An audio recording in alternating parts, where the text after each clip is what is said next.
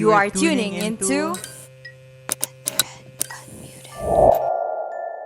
A lovely day to everyone. We're back with another episode of Enderun Unmuted. I'm Rafa Datok, and with me is Hi, this is Reese slash Annabelle, your favorite doll to sleep with. Please don't hide in the closet next time. and I am Wency. Good. Sorry, I can't take this. How do you get to be in character? Someone enlighten me. Anyhow, it is the spookiest time of the year, and I have never felt this ecstatic because I am celebrating Halloween this school year with my fellow hosts, Reese and Rafa. Every time I think about Halloween, trick or treats is the highlight of this event. Unfortunately, we don't celebrate Halloween here in Saudi Arabia, so there are no trick or treats happening around during the time of the year. What about you both? Tell me about your Halloween experience. okay. For me personally, I grew up not really believing in the essence of Halloween. Like I remember asking my mom when I was younger what Halloween was really about, and she explained to me how its origins could be traced back to All Saints Day. But given my age at that time, I was given a very simple explanation about how Halloween has a lot to do with celebrating the dead. Which for me, I believe in honoring the dead and visiting all my departed relatives, but I never really got the essence of what Halloween really is all about. Like to this day, I still see Halloween as a time to dress up in spooky costumes and maybe an excuse to indulge in chocolates and candies. But not like we need an excuse to indulge in candies because that's just amazing. So yeah, Halloween for me is basically a time to eat, drink, and be scary. I remember how fun it was for me growing up. Like my mom would go all out and buy us costumes for when we go trick or treating, and we'd have like at least two costumes. It would really be super extra for us. I remember how we'd spend Halloween every year in Tagaytay. Like every 29th, I think, of October, we'd go up to Tagaytay and stay there for like a week. We'd always be there in Tagaytay Highlands, and they used to have this Halloween thing that they put up every year where the kids are just allowed to roam around the country club and collect candy. So yeah, I remember how excited I'd be to count my loot. Like I'd consider the chocolates and candies I get as my loot. But yeah, I remember how I'd empty the contents of my pumpkin pail. I don't know if you guys had that, but yeah, I had this pumpkin pail that I used to go around trick or treating with. I remember how I used to empty that and separate my favorite chocolates from my not so favorite chocolates. So yeah, every time at the end, I'd always just end up with the same result, which is only being able to eat like three candies because my mom doesn't really like us eating sweets. So yeah, and the rest of the loot will go to my yaya. That's why I'm pretty sure my yaya would enjoy Halloween just as much as I did. So yeah, knowing you, Reese, you would probably hoard all the candy and keep it to yourself. Actually, unlike what you think, I am also not the hugest fan of Halloween. While I do enjoy my fair share of scary stories and films, maybe superstitions, I think the way it's being celebrated could be a little better. I'm honestly not a huge fan of candies. I don't, as ironic as it is, I don't like chocolate at all. And for me, okay, this you Oh, guys may think shot. like this could be a contradiction to like what how I'm dressed up right now. But for me, it's such a hassle to dress up. I'm not the type of person who'd enjoy like dressing up for Halloween. I don't know, it's just not me. And that's probably on my laziness. So that's that. Um, but I really enjoy watching horror films. I'm a huge skeptic. I don't really believe in the supernatural. So Halloween for me is just like a time to ridicule. You know, it's so mean. I just like ridicule everyone who believes in the ghost, but I don't do that anymore because I know it's rude. But yeah, that was pretty young. I was pretty young, so young me was really stupid. Anyway, speaking of costumes, can you guys guess who I am? Mm.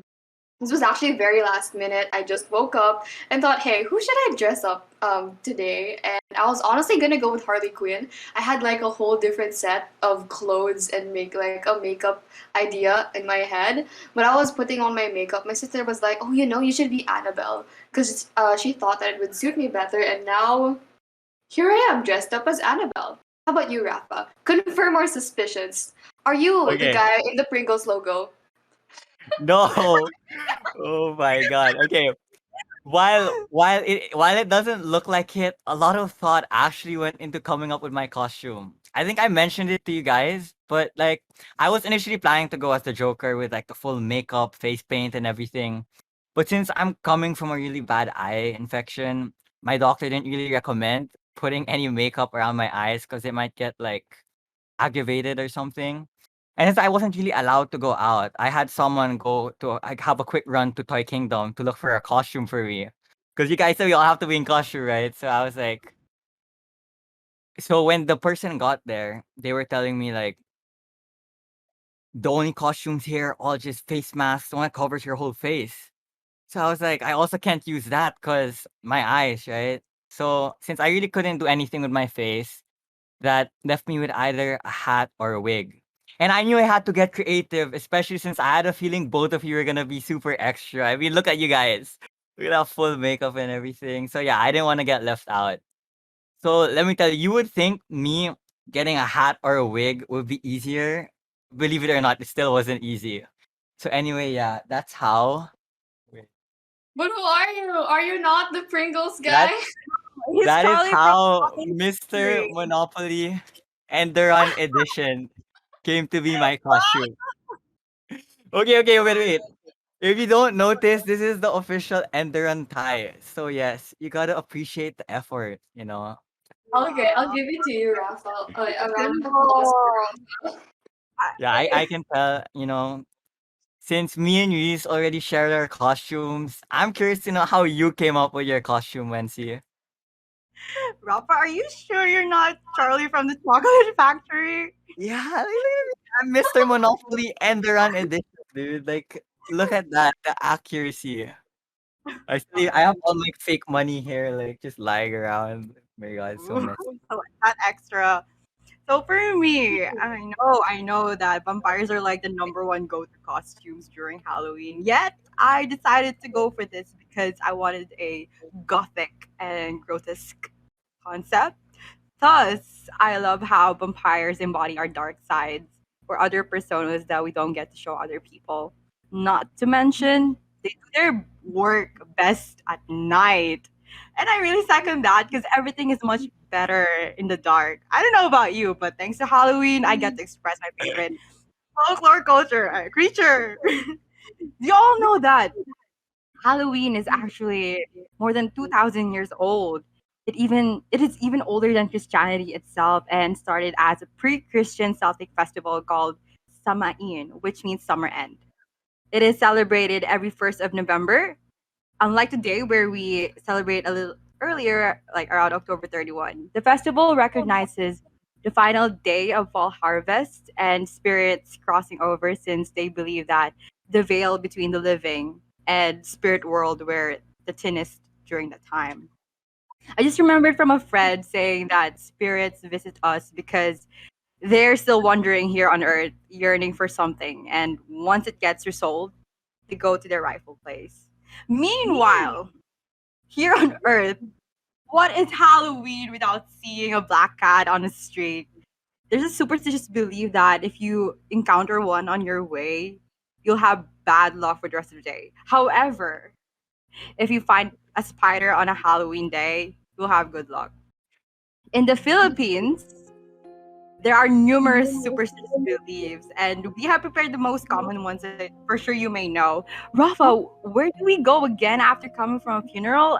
Because I've heard that there's a superstitious belief about that. Not not straight home, that's for sure. So, you know, anyway, in a culture like ours, where Filipinos literally have a superstition attached to practically everything, I know that it's unusual that I don't really believe in any of them. Like growing up, my parents didn't really educate us on Philippine superstition since we didn't really practice any of them in our households. In fact, I only learned about most of them from school. But the one superstition we really practiced was the pagpag.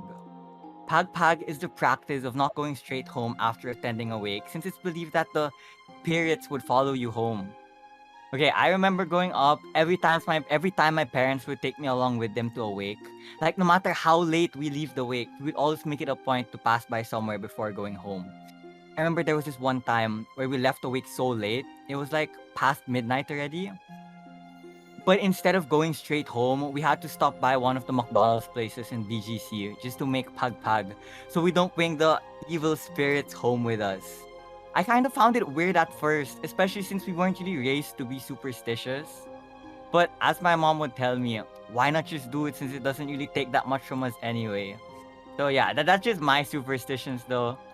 I'm sure we all had lots of experiences with superstitions growing up. Wency, would you care to share yours? Another superstitious belief is that when passing through unfamiliar or abandoned places, one must say, "Tabi tabi po." Otherwise, spirit, elementals, and demons might play with you. I actually had an experience back when I was a young kid. We live in a province where it's all green and mountains inside.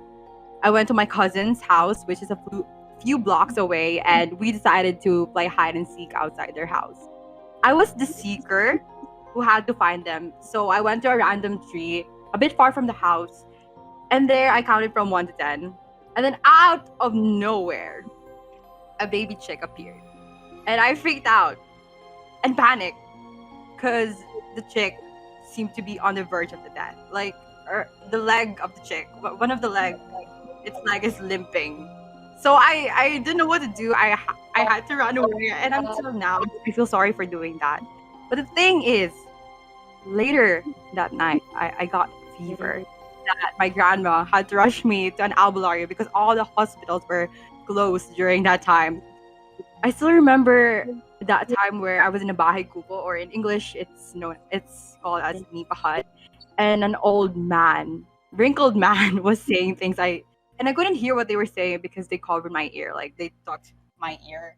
But I do remember them saying that nabate ako, which means I got cursed by an element for disrupting their peace. Not gonna lie, that sounds hella scary. Wait, does that mean you're still cursed until now? No, I don't know. That could explain a lot. Now we know, Reese. Now we know why she freezes way too much. Yeah, now I we know love you. why your laptop hates her, Reese. So true. See, Wednesday, this explains everything. Thank you. Thank you for enlightening us with that story. Unfortunately, I don't have stories like that. However, I do have a lot. One of the more common or one of the more popular stories that all of us here in the Philippines know. Or if you don't know, I will be enlightening you guys today. So, if you guys aren't familiar with all the different creatures here or the mythical creatures here we have in the Philippines, we have a bunch like the White Lady, which is everyone is pretty familiar with that. We also have the Aswang, but today I'll be talking about Chanak.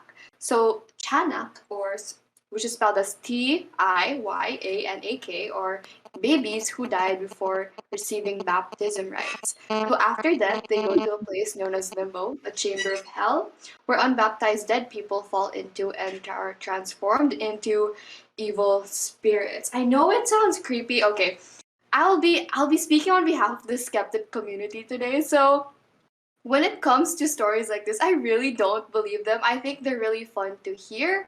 I think they're super interesting. However, it's not something I think would actually happen in real life. Sorry to those who actually believe in it. It's just my opinion. So I don't have any interesting stories like Rafa or Wency, who had that whole encounter like with the chick. I'm sorry, I just don't. So my life was pretty boring when it comes to Halloween.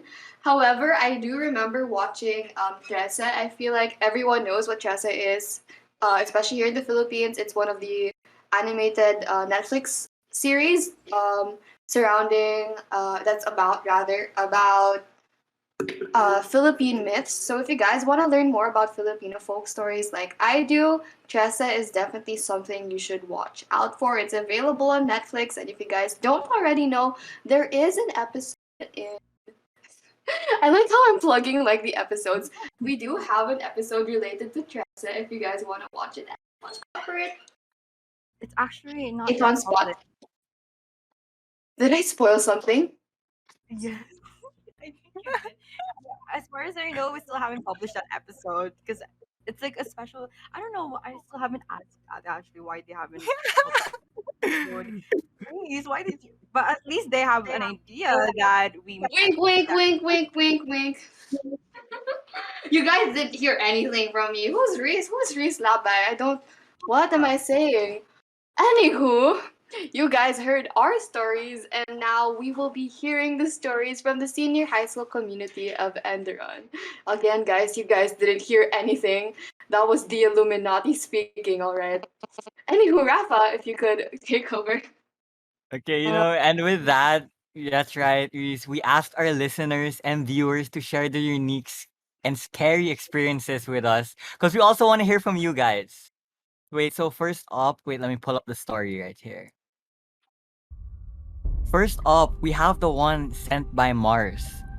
And she says, when I was in grade 7, I was usually the last student in school to go home, with the exception of the guard, of course.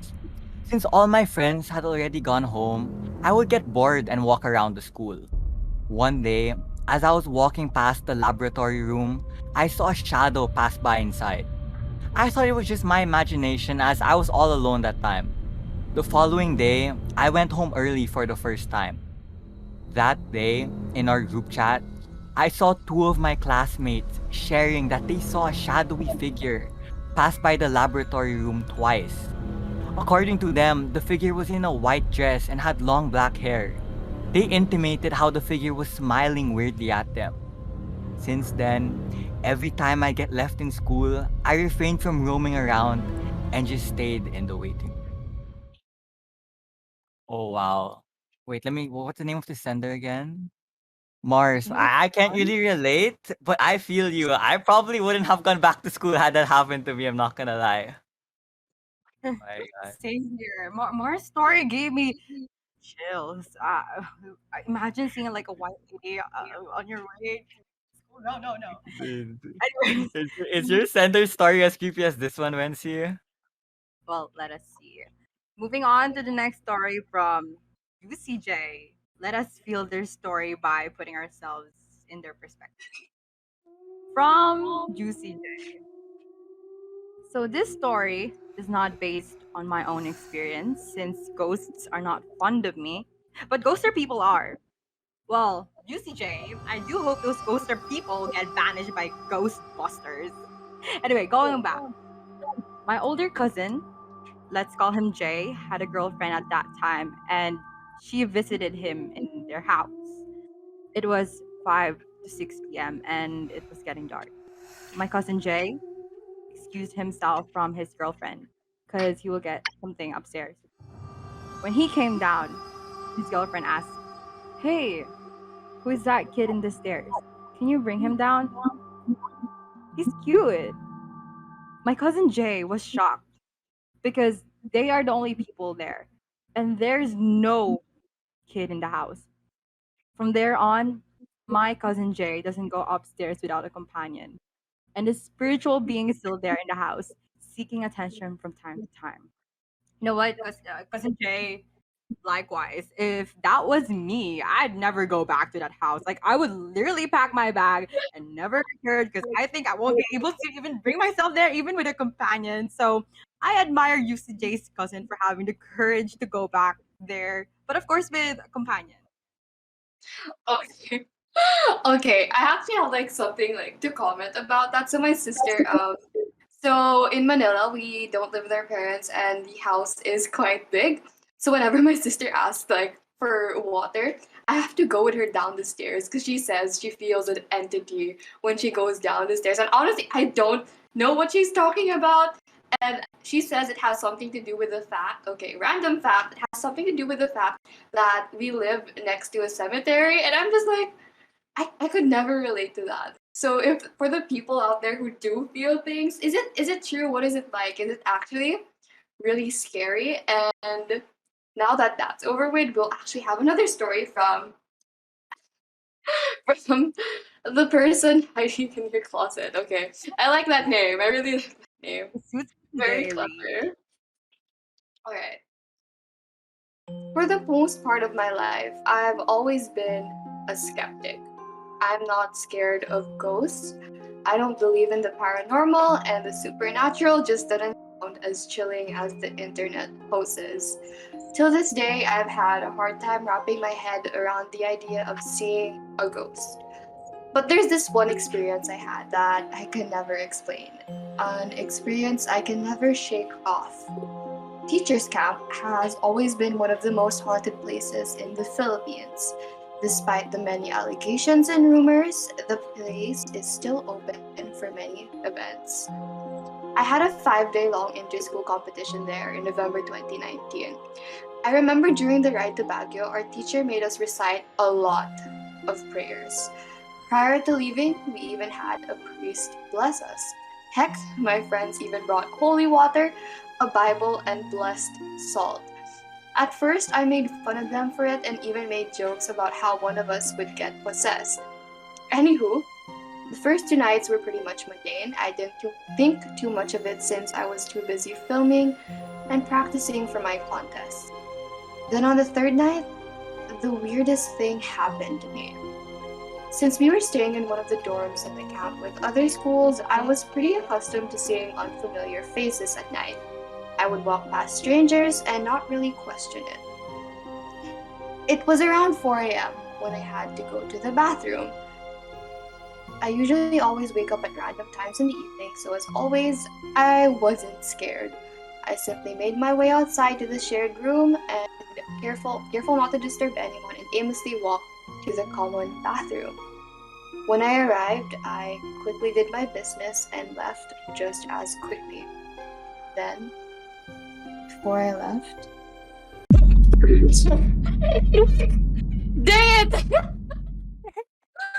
Dang it! Alright. Going back, then, before I left, I bumped into who I thought was one of my teachers. I greeted her, barely registering since I was really sleepy. I heard her get greet back and then took that as my cue to leave.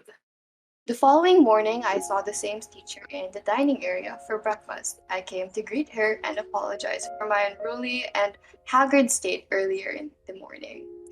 Then she looked at me, evidently confused, before asking, "What do you mean?" In return, answered rather, in the bathroom earlier this morning po. What she said next made my heart drop.